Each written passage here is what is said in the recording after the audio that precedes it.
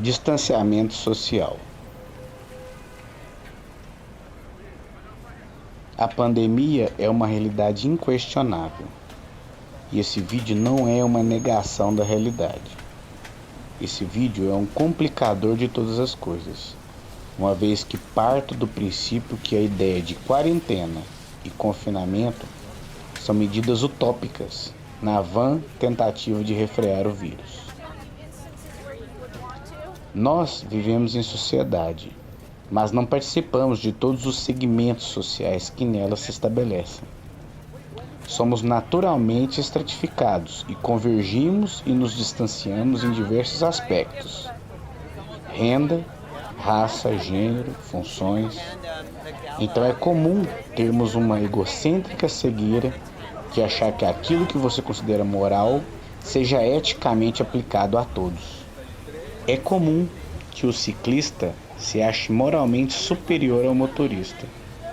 É normal que o vegetariano acredite ser mais nobre que um voraz carnívoro. Esses indivíduos, a partir de um bem pontual, se enxergam como um benfeitor no macro, sem considerar as condições da vida alheia. É um comum erro de atribuição.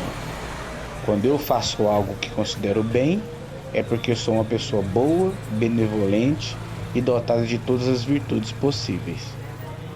E quando o outro faz o que eu considero como mal, é porque ele é um maldito que merece todas as punições legais aplicáveis. Encurtando a conversa, pessoas que defendem a quarentena e o confinamento são pessoas que podem fazer isso. A conta bancária está em dia, a geladeira está cheia e as dívidas estão controladas.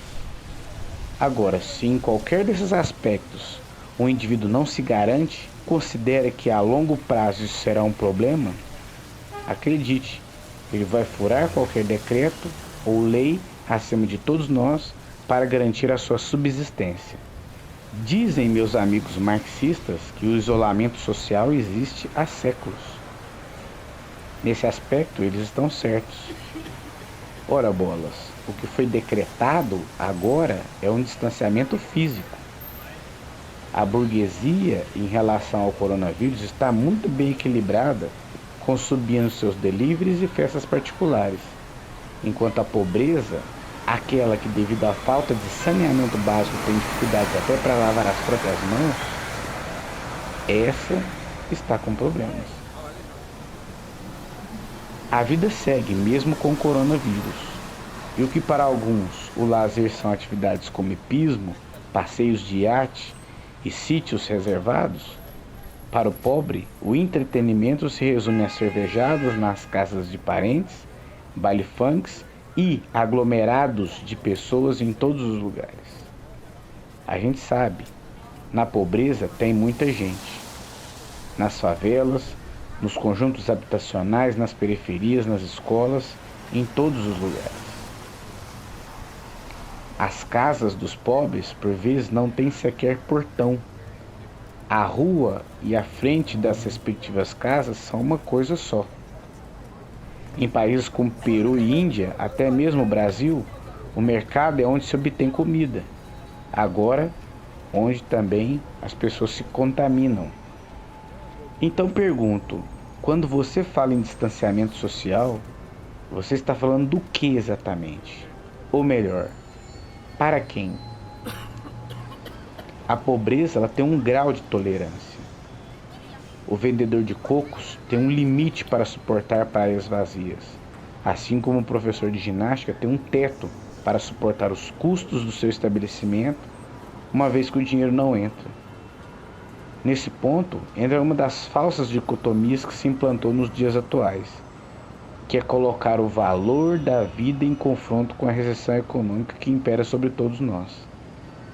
Quando alguém fala para você que a vida é mais importante que a economia, todos os mantras da sociologia são quebrados. O que o pensamento da esquerda política sempre tentou impregnar nos ambientes de ensino é que a vida não é mensurável, mas a qualidade econômica de uma vida é.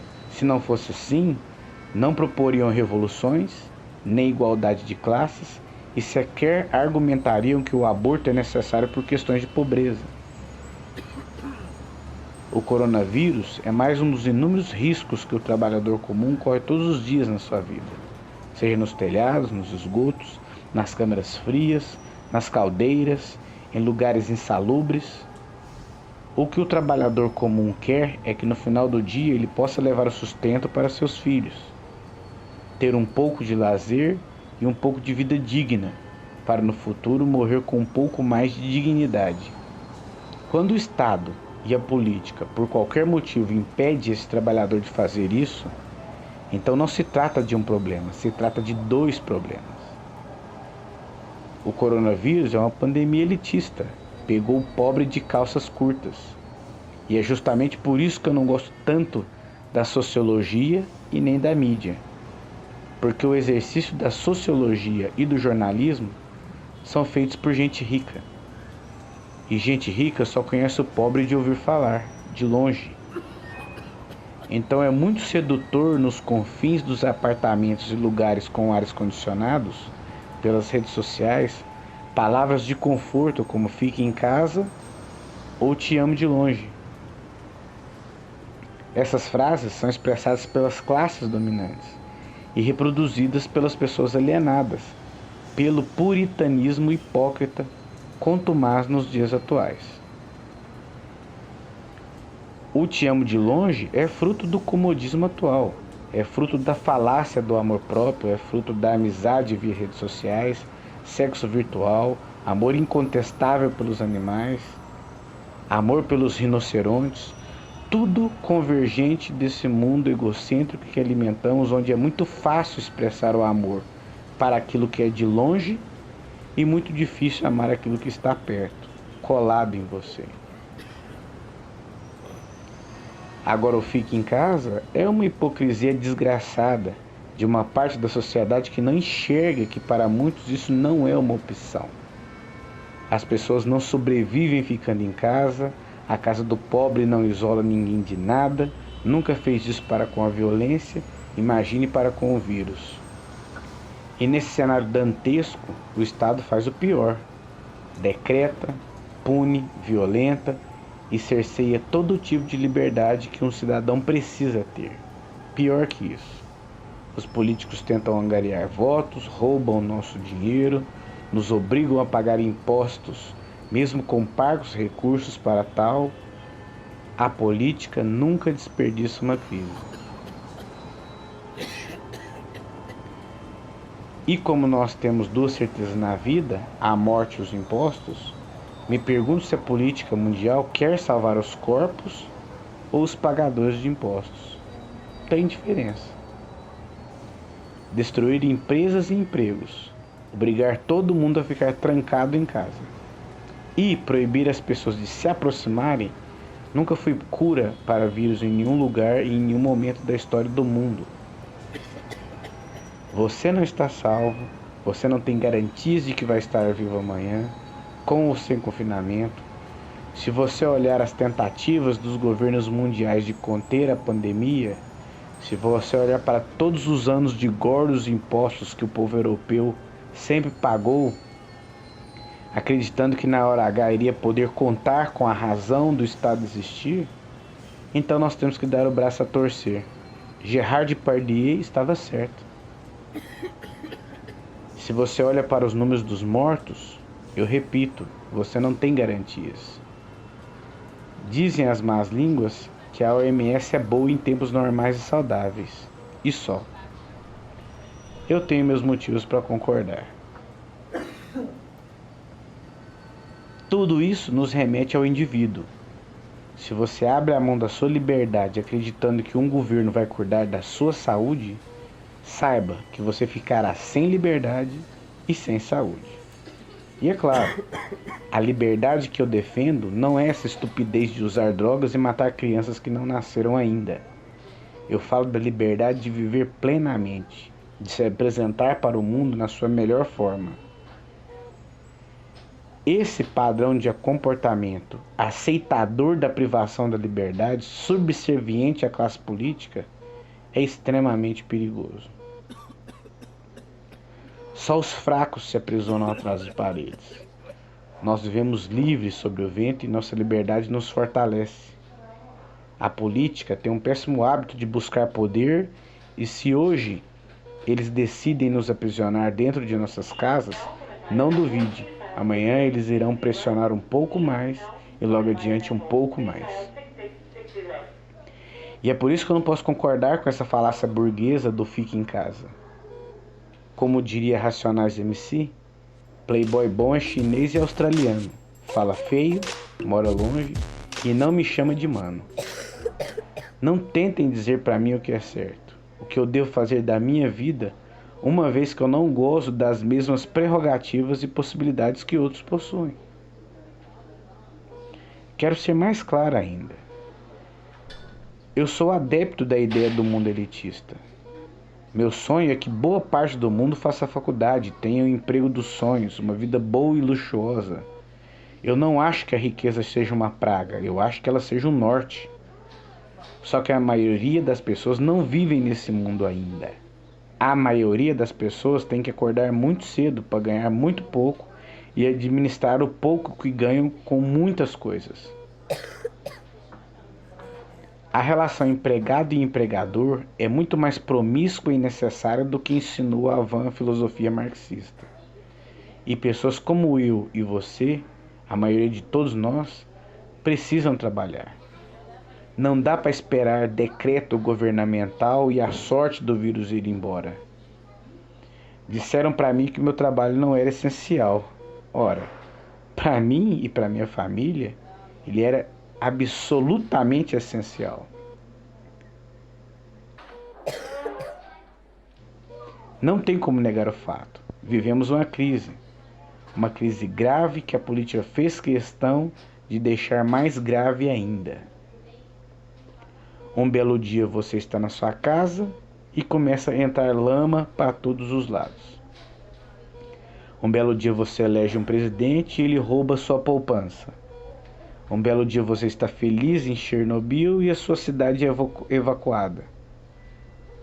Um belo dia você come um apetitoso morcego e metade do mundo começa a morrer. Moral da história: crises não são previstas. Crises não deixam você calçar as botas para enfrentá-las. Então não adianta viver acovardado. As coisas são como são. E não vai ser embaixo da cama que os seus problemas serão resolvidos. Cito o trecho de Lewis, quando escreveu sobre o perigo das bombas atômicas. Se todos nós vamos ser destruídos por uma bomba atômica, quando a bomba chegar, que ela nos encontre fazendo coisas sensatas e humanas, orando, trabalhando, ensinando, lendo, ouvindo música, dando banho nas crianças, e não amontoados como ovelhas amedrontadas pensando sobre bombas. Elas podem quebrar os nossos corpos, mas elas não precisam dominar as nossas mentes.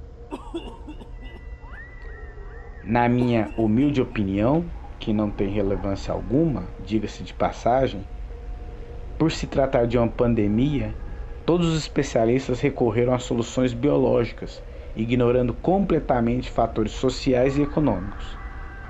Mas o mundo não é um hospital. Ele é muito mais do que isso. Aliás, se você acompanha os noticiários, você de cara percebe que a pandemia está muito mais para a política do que para a saúde de fato. O mais absurdo é que vivemos gerações que ignoram completamente a biologia, em quase todos os aspectos. E quando era mais necessário uma convergência de soluções para questões sociais, biológicas e econômicas, ignoraram completamente.